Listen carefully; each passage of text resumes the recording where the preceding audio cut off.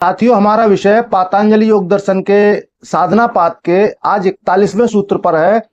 इस सूत्र में हम जानेंगे कि हमें पातंजलि ऋषि क्या गहरा सूत्र दे रहे हैं और उसकी क्या गहरी व्याख्या है।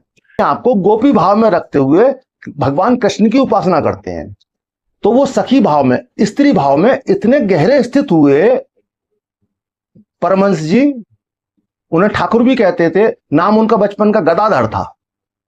शिष्य लोग, जो शिष्य थे, वो उन्हें ठाकुर कहते थे। तो जब वो पूरी स्त्री भाव में सखी संप्रदाय में की साधना के अंतर्गत स्थित हुए, पूर्ण रूप से स्त्री भाव को अपनाया, तो साथियों उनके स्तन विकसित होने लगे स्त्रियों की तरह।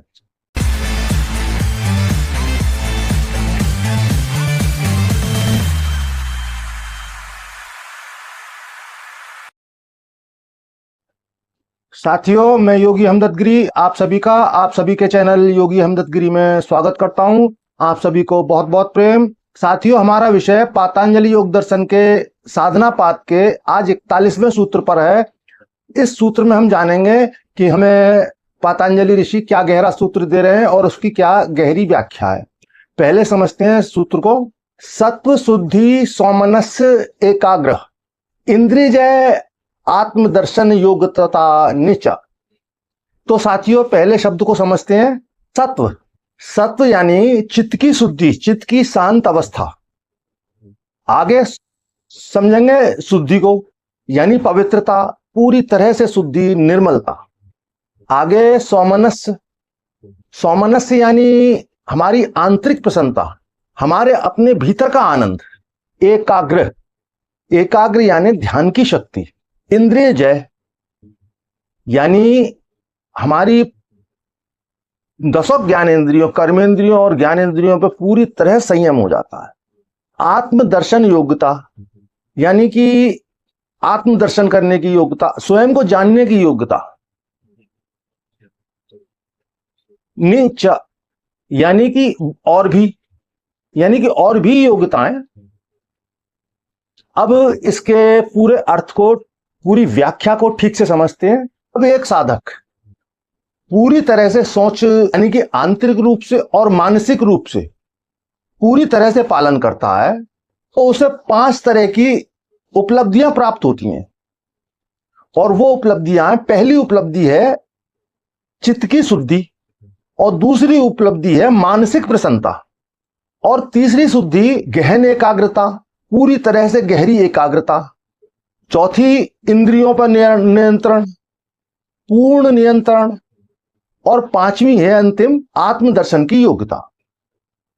यहां यह समझ लेना आवश्यक है, शौच क्रिया सिर्फ बाहरी क्रिया नहीं है, ये हमारी आंतरिक स्थिति भी है। इससे हमारी आंतरिक स्थिति की निर्मिति होती है, हमारे आंतरिक रूपांतरण की स्थिति इससे बनती है। जब हम बाहरी शौच में पूरी तरह से पालन करते हैं, तो हमारा आंतरिक रूपांतरण होना शुरू हो जाता है। और जब हमारा मन और शरीर पूरी तरह से शुद्ध होता है, तो ये 5 तरह की विशेष उपलब्धियां, जिन्हें हम विशेष अब अलग से समझते हैं, पूरे विस्तार से ठीक से समझते हैं। तो पहले तरह की जो उपलब्धि है, उसमें क्या होता है, हमारा चित्त इतना शुद्ध हो जाता है, जिस तरह स्वच्छ जल होता है, जिसमें सभी कुछ स्पष्ट दिखाई देता है। दूसरा यानी सौमनस्य यानी हमारे भीतर की प्रसन्नता, हमारी आंतरिक खुशी, जो कि बाहरी चीजों पर निर्भर नहीं होती, डिपेंड नहीं होती, वो हमें अपने अंदर से मिलती है। और मन अंदर से हल्का होने से हमारे गहरे ध्यान की स्थिति बनने लगती है, आसानी से होने लगती है। ये वही स्थिति है जिसे हम इनर हैप्पीनेस कहते हैं। तीसरा यानी एकाग्रता, हमारा ध्यान बिखरता नहीं है, फोकस रहता है पूरी तरह से। किसी भी, जैसे कि हम ध्यान करते हैं तो गहरे ध्यान की अवस्था में होते हैं।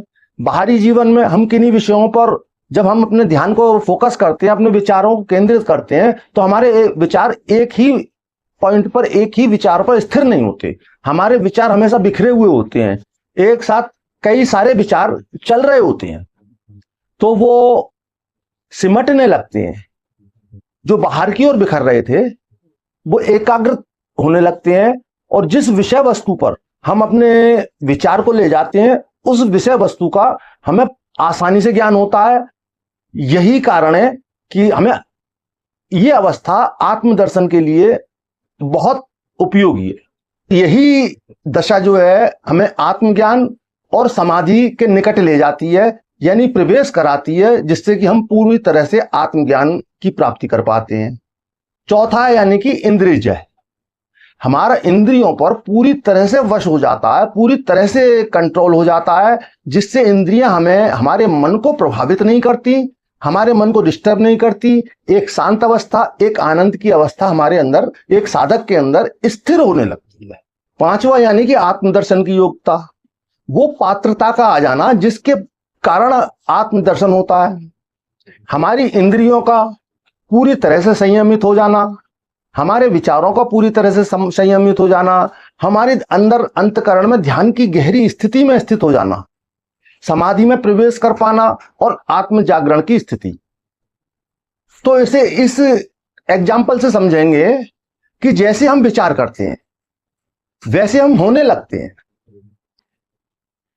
अगर हम शुद्धि रखते हैं, वैचारिक शुद्धि रखते हैं, अपने आसपास वातावरण में शुद्धि रखते हैं, तो हमारा मानसिक शुद्धि होने लगती है। मानसिक शुद्धि होने से जैसे हमारे आत्मदर्शन के विचार हैं, तो हमारे अंदर आत्मदर्शन की योग्यता आने लगती है।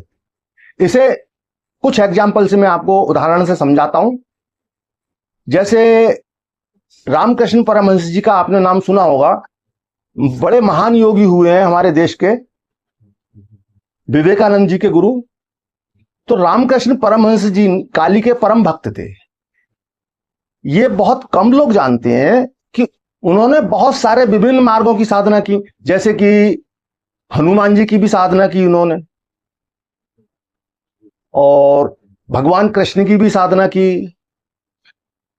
तरह तरह की साधनाएं उन्होंने की और उनको पूरी तरह से जिया और पूरी तरह से जाना। और इस्लाम धर्म की भी उन्होंने साधना की, बहुत कम लोग जानते हैं। तो जब वो हनुमान जी की साधना में उतरे तो उनके भाव इतने प्रबल थे, इतने गहरे भाव थे हनुमान जी के प्रति, कि वो स्वयं को अंदर, अपने अंदर हनुमान की अनुभूति करने लगे। और वैचारिक स्थिति, यहां समझिए, वैचारिक स्थिति के कारण, हनुमान के विचारों में लीन रहने के कारण, स्वयं को हनुमान जैसा समझने के कारण उनकी पूंछ विकसित होने लगी। ये मैं बिल्कुल सत्य बात बता रहा हूं, आप अध्ययन करेंगे तो जानेंगे। तो उनके पूंछ के स्थान पर पूंछ विकसित होने लगी। ऐसे ही जब उन्होंने सखी संप्रदाय में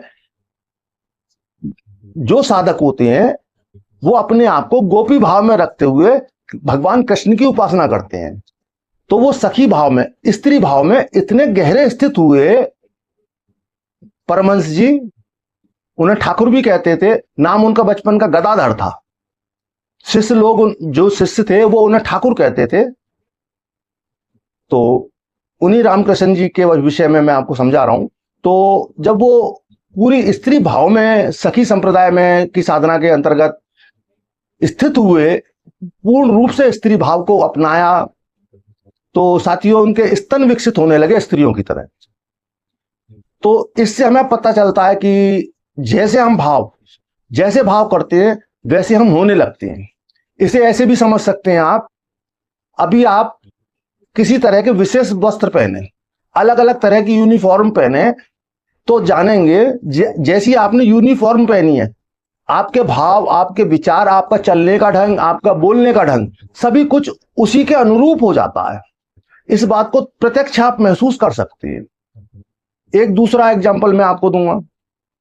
एक गोबर का कीड़ा होता है जिसे गांव के लोग गुबरीला के नाम से जानते हैं। ये नेगेटिव एग्जाम्पल है।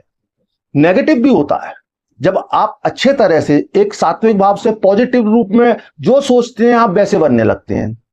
अगर आप नेगेटिव रूप से जैसा सोचते हैं अपने आप को, आप नेगेटिव होने लगते हैं। यही कारण है कि आज बहुत सारी बीमारियां और डिजीज का कारण, क्योंकि हमारे अंदर नेगेटिविटी इतनी ज्यादा भरी हुई है जो कि हम बीमारियों को, डिजीज को आकर्षित कर रहे हैं। क्योंकि जैसे ही हमारे विचार, जैसे हमारे थॉट्स ब्रह्मांड को जाते हैं, ब्रह्मांड वैसा ही हमें रिप्लाई करता है। वैसे ही विचार, वैसे ही थॉट्स हमारे अंदर आते हैं और वैसे हम होने लगते हैं। तो नेगेटिव एग्जाम्पल जो मैं देने जा रहा हूं वो ये है, गांव में एक कीड़ा होता है गुबरीला। गांव के लोग बड़ी आसानी से जानते हैं उसके विषय में, जो कि गोबर में रहता है। वो भंवरे से बहुत डरता है।